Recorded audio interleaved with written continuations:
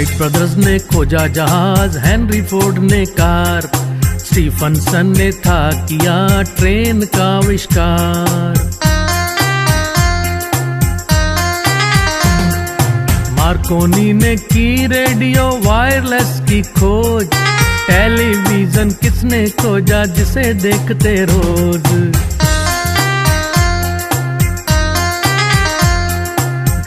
इयत्ता 9वी, विषय विज्ञान आणि तंत्रज्ञान, धडा 7वा, परिसंस्थेतील ऊर्जा प्रवाह.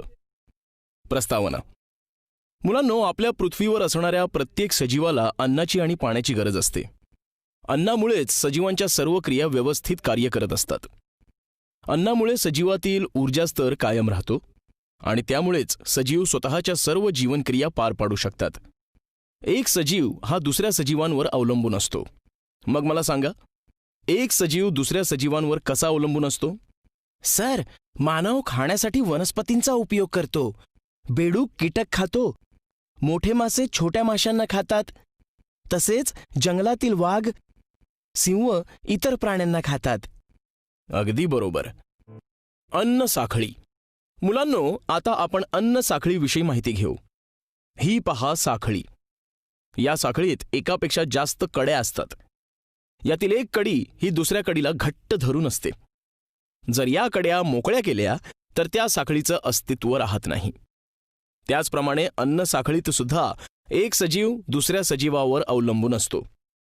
परिसंस्थेतील एक सजीवाकडून दुसऱ्या सजीवाकडे अन्न ऊर्जेचं संक्रमण निम्न स्तरापासून ते उच्च स्तरापर्यंत होतं आणि यालाच अन्न साखळी असं म्हणतात.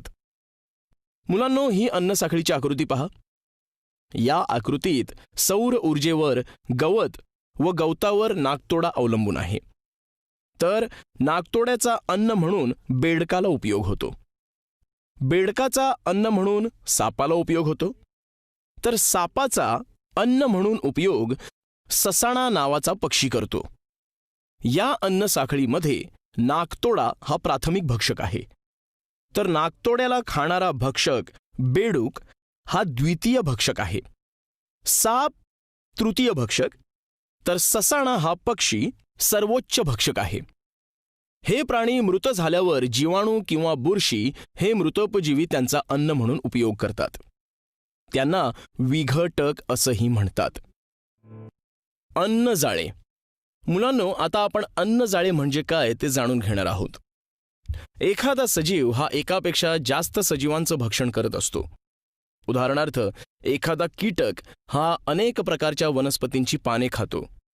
मात्र याच कीटकांचा अन्न म्हणून उपयोग बेडूक, पाल आणि पक्षी हे करतात. जर हे एखाद्या आकृतीने दाखवायचं म्हटलं तर सरळ रेषेतील अन्न साखळीऐवजी गुंतागुंतीचे अनेक शाखा असलेले जाळे तयार होईल. या जाळ्यालाच निसर्गातील अन्नजाळी म्हणजेच फूड वेब असं म्हणतात. अशी अन्नजाळी निसर्गात सर्वत्र आढळतात. मुलांनो, हे चित्र पहा. या चित्रामध्ये तुम्हाला विविध प्रकारचे सजीव दिसतायत. या चित्रातील एक सजीव हा एकापेक्षा जास्त सजीवांचं भक्ष्य आहे. त्यामुळे या सजीवांचे अन्नजाळे तयार करा. पोषण पातळी. मुलांनो, ही आकृती पहा.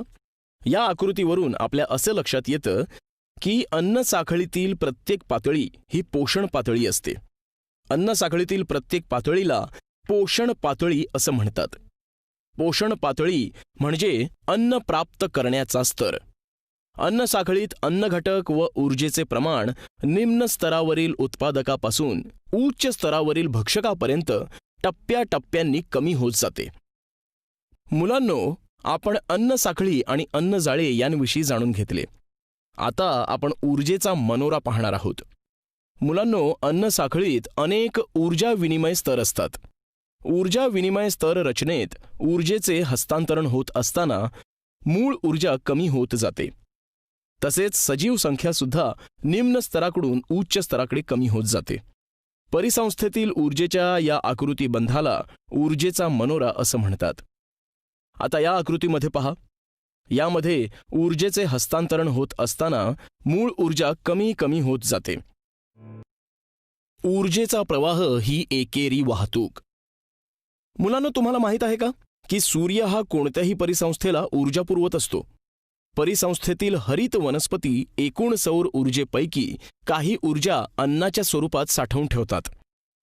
हीच ऊर्जा एका पोषण पातळीकडून दुसऱ्या पोषण पातळीकडे संक्रमित केली जाते.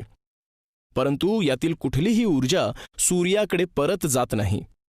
म्हणूनच ऊर्जेचा प्रवाह ही एकेरी वाहतूक आहे असं म्हटलं जातं. जैव रासायनिक भूचक्राचा अर्थ. मुलांनो, जैव भूरासायनिक चक्राचा अर्थ व त्याचे प्रकार याविषयी आपण माहिती पाहूया. जैव म्हणजे सजीव आणि भू म्हणजे जमीन. पोषण द्रव्यांच्या परिसंस्थेतील चक्रीय स्वरूपातील प्रवाहाला जैव रासायनिक भूचक्र असं म्हणतात. सजीवांच्या वाढीस आवश्यक असणाऱ्या पोषक द्रव्यांचे अजैविक घटकांकडून जैविक घटकांकडे आणि जैविक घटकांकडून अजैविक घटकांकडे रूपांतरण होत असते. शिलावरण, वातावरण, जलावरण मिळून तयार झालेले जीवावरण यांच्या माध्यमातून हे चक्र अविरत चालू असते. कार्बन चक्र. आता आपण कार्बन चक्राची माहिती घेऊया. जैव भूरासायनिक चक्रातील कार्बन चक्र हे एक महत्त्वाचं चक्र आहे. कार्बन चक्र हे सजीवांसाठी खूपच महत्त्वाचं असतं. वातावरणातील कार्बन डायऑक्साईडच्या स्वरूपातील कार्बन हरित वनस्पतींकडे जातो.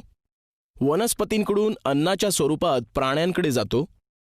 वनस्पती आणि प्राण्यांकडून परत वातावरणात जातो.